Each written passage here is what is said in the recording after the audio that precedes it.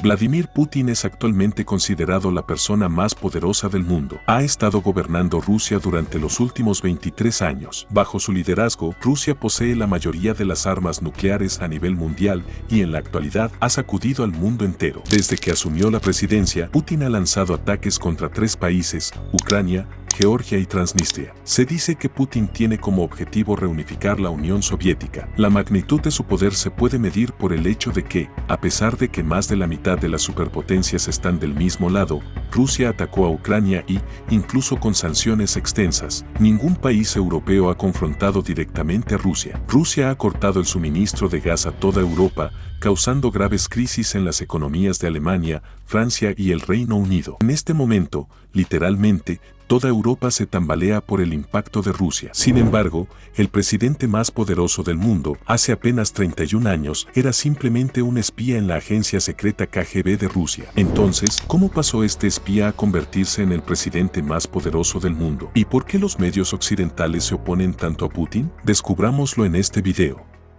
Putin nació en 1952 en la ciudad de San Petersburgo, Rusia, en una familia pobre. Esta fue la época después de la Segunda Guerra Mundial. San Petersburgo, conocida como Leningrado en ese momento, había sido completamente devastada durante la Segunda Guerra Mundial. Aproximadamente 3 millones de personas perdieron la vida. El propio padre de Putin resultó gravemente herido en esta guerra. La infancia de Putin fue muy desafiante: pobreza, hambre y la lucha constante por sobrevivir. Estas circunstancias moldearon a Putin en un individuo resistente y fuerte. Se dice que Putin tenía un gran interés en unirse a los servicios secretos desde temprana edad. A los 17 años, Putin solicitó unirse a la agencia secreta rusa KGB, pero debido a su minoría de edad, fue rechazado. Desilusionado por este rechazo, Putin se inscribió en un programa de derecho en una universidad en Leningrado en 1975, donde tuvo la oportunidad de conocer a Anatoly Sobchak. Esta es la misma persona que moldeó a Putin en el poderoso presidente que conocemos hoy.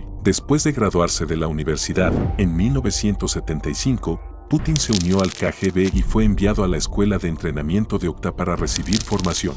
Después de trabajar en la escuela de entrenamiento durante algunos años, Putin fue transferido a la primera dirección principal. La primera dirección principal era una parte del KGB donde se planificaban operaciones en el extranjero, se realizaba vigilancia a extranjeros en Rusia y se mantenía bajo control a políticos locales. A Putin se le asignó la tarea de vigilar a los funcionarios extranjeros en Leningrado. Un aspecto interesante aquí es que tanto amigos como enemigos de Putin reconocen que tiene una notable habilidad para identificar a las personas en muy poco tiempo.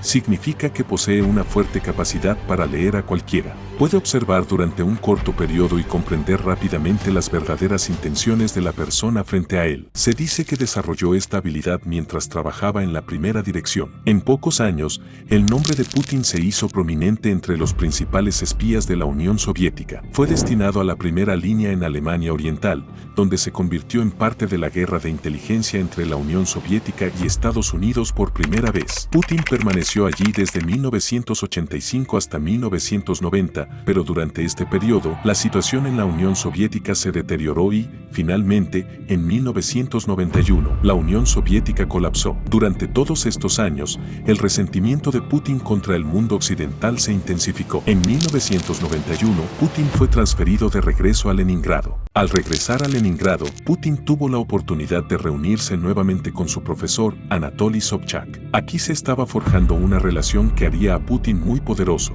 En 1991, como resultado de un golpe militar, el entonces presidente de la Unión Soviética, Mikhail Gorbachev, fue destituido del poder. Putin estaba monitoreando de cerca la situación, dándose cuenta de hacia dónde se inclinaba el poder. Por esta razón, renunció rápidamente al KGB. Por otro lado, el profesor de Putin, Sobchak, también decidió abandonar la universidad e ingresar a la política ese mismo año. En Leningrado se llevaron a cabo elecciones para alcalde. Sobchak ganó estas elecciones con una mayoría significativa y nombró a Vladimir Putin como su vice. En pocos años comenzaron a surgir acusaciones de corrupción contra Sobchak. En un periodo de 4 años, los índices de corrupción y criminalidad en Leningrado aumentaron y, como consecuencia, Sobchak perdió las elecciones de 1996. Después de perder las elecciones, se inició una investigación criminal contra Sobchak. Sin embargo, Putin, utilizando sus contactos, envió a Sobchak a París por motivos médicos. El presidente ruso Boris Yeltsin en ese momento apreció la lealtad de Putin.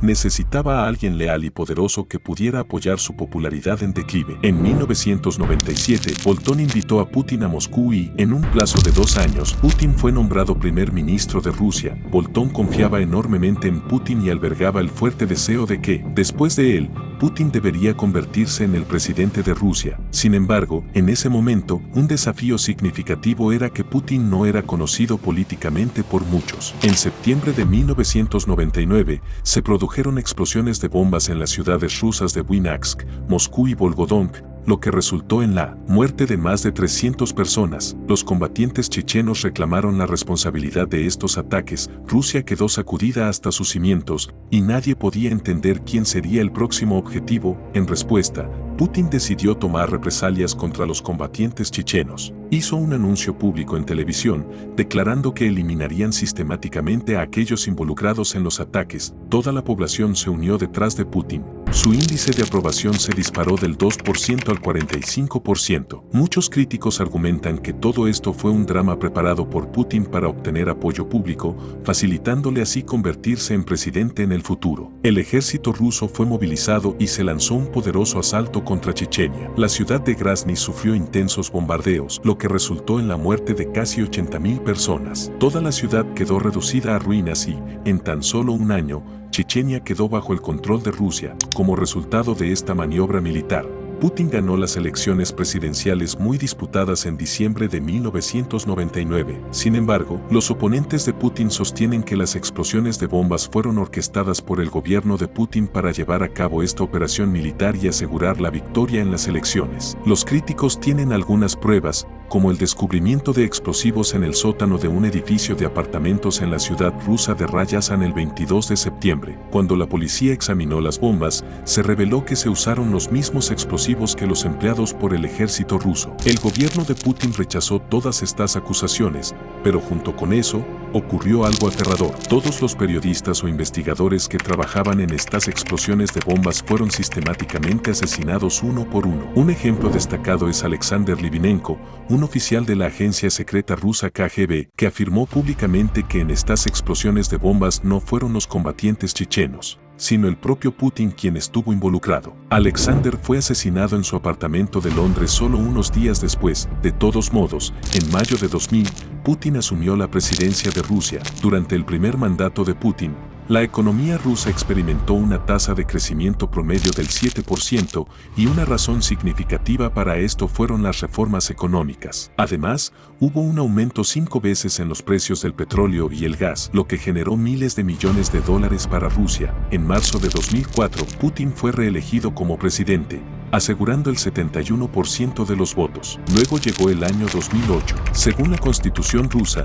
ningún presidente podía servir de manera consecutiva más de 3 veces. La solución a este desafío se encontró al hacer que el subalterno de Putin, Dmitry Medvedev, fuera el presidente, mientras que Putin mismo se convirtió en el primer ministro. Después de 4 años, en marzo de 2012, Putin volvió a ser el presidente de Rusia, asegurando el 64% de los votos. Y hasta el día de hoy, sigue siendo el presidente de Rusia. En 2021, Putin firmó una ley que le permite permanecer como presidente de Rusia hasta 2036. Si esto sucede de hecho, se convertirá en el presidente que ha servido más tiempo en Rusia desde Joseph Stalin. A lo largo de estos años, desde 2012 hasta 2023, Putin ha mostrado abiertamente su poder. Un ejemplo significativo es cuando Rusia participó activamente en la guerra civil siria. En respuesta a la solicitud del gobierno sirio, Rusia brindó una asistencia sustancial con sus buques de guerra y armas para respaldar al gobierno de Bashar al-Assad. La magnitud de la influencia de Putin es evidente en el hecho de que ni Estados Unidos ni la Unión Europea pudieron alterar la situación en Siria,